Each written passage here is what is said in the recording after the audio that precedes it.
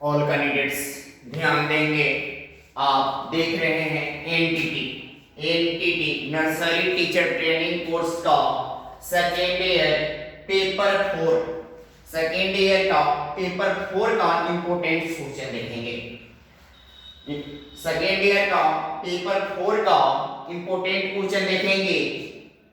देख रहे हैं आप प्रश्न पत्र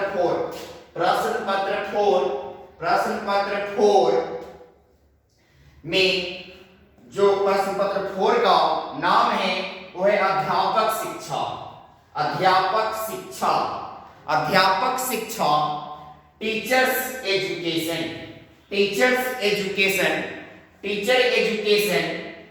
पहला इसमें क्वेश्चन देखेंगे।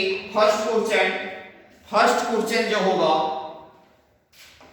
अध्यापक शिक्षा का अर्थ स्पष्ट कीजिए।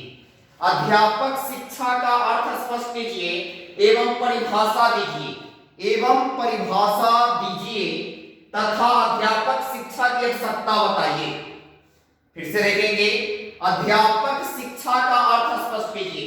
अध्यापक शिक्षा का अर्थ स्पष्ट कीजिए एवं परिभाषा दीजिए तथा अध्यापक शिक्षा की आवश्यकता बताइए।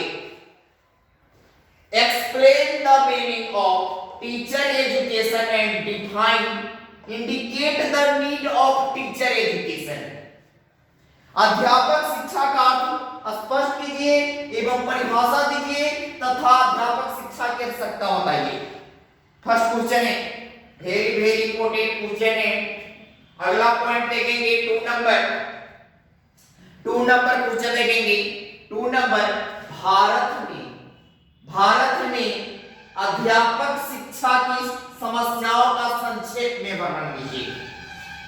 भारत में अध्यापक शिक्षा की समस्याओं का संक्षेप में वर्णन कीजिए। Describe in brief the problems of teacher education in India.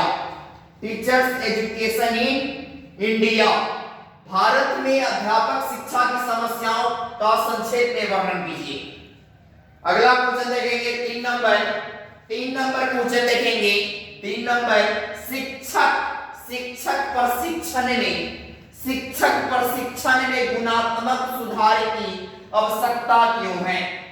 शिक्षक प्रशिक्षण में गुणात्मक सुधार की आवश्यकता क्यों है? तो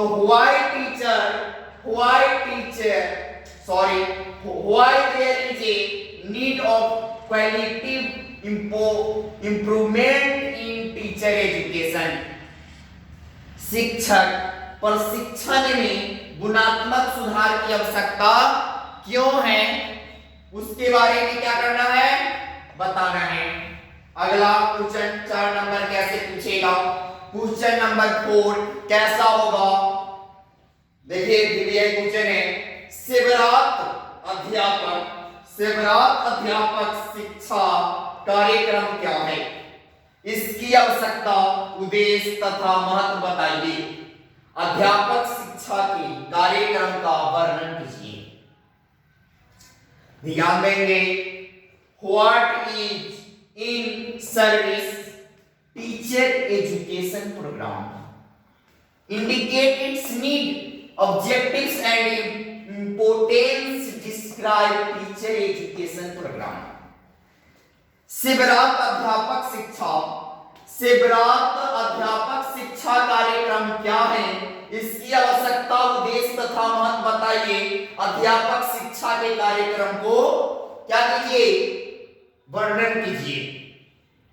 अगला पॉइंट 5 नंबर क्वेश्चन देखेंगे।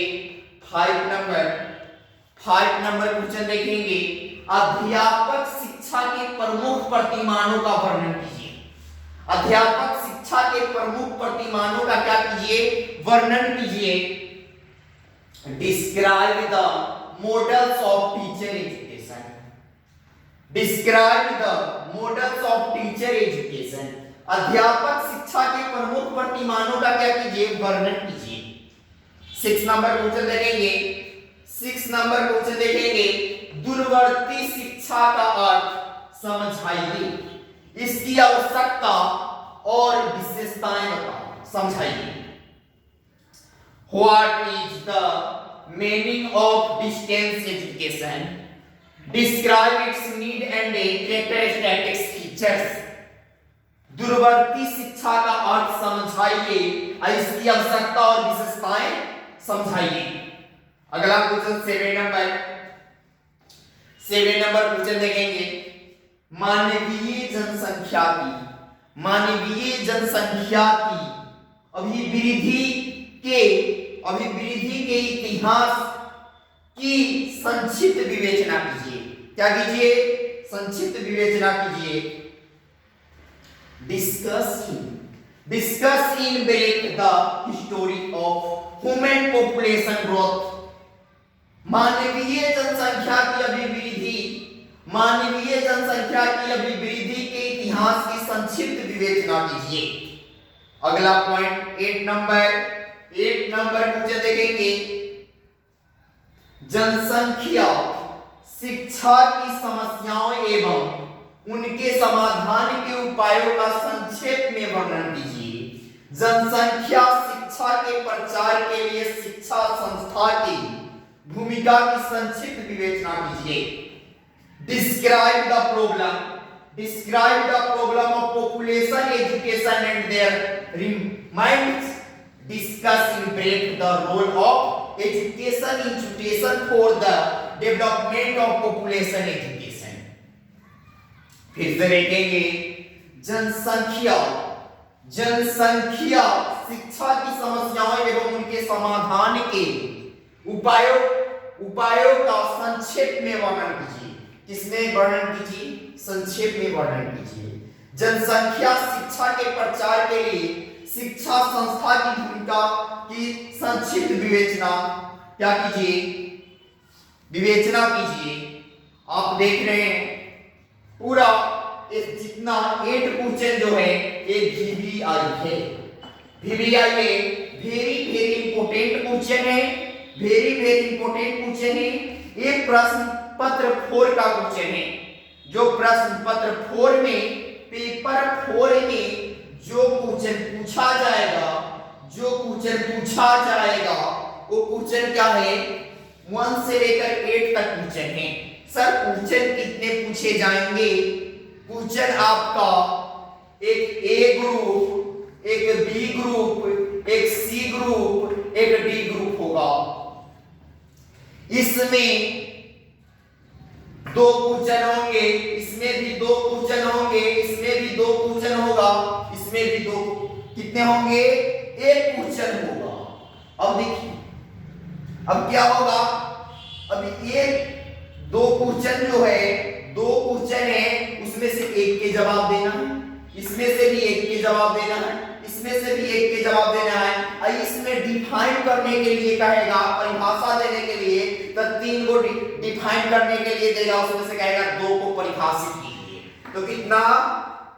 2 को परिभाषित करेंगे। अब देखिए पूरे कितने क्वेश्चन हो गए? ये तो हो गया 25 मार्क्स, ये भी 25 मार्क्स, ये भी 25 मार्क्स। ये जो 2 को होगा एक 12.5 नंबर का होगा, 12.5 नंबर का। ठीक है, पूरे कितने हो गए? टोटल हो गया 100 मार्क्स का क्वेश्चन हो गया। कितने मार्क्स का हो गया? 100 मार्क्स का। तो आप जान गए क्वेश्चन किस तरह से पूछेगा। तो हम 8 क्वेश्चन पढ़ेंगे और उसमें से क्या हमको 4 क्वेश्चन का जवाब देना है और 25 मार्क्स का क्या होगा? क्वेश्चन होगा और हमको क्या करना है? इसका जवाब देना है। आप लोग कोशिश करें कि 8 क्वेश्चन तो मैं बता रहा हूं, इसको तो अपने नोट्स में, अपने कॉपीज में आप क्या करें? इसको डिफाइन कर लें और जितना ज्यादा टाइम मिलता है आपके पास उतना क्या कीजिए? स्टडी कीजिए। उतना जिसके पास बुक्स है बुक्स में पढ़िए।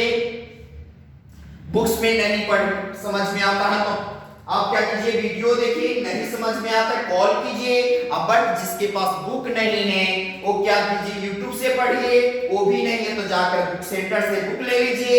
बुक सेंटर पे बुक नहीं मिल रहा है तो अपने काउंटर से बुक लेकर जाइए, स्टडी सेंटर से बुक लेकर जाइए, लेकिन पढ़िए जरूर। अब टाइम मात्र 5 महीना ही रह गया है एग्जाम का, 5 मंथ। इसीलिए आप लोग क्या करेंगे?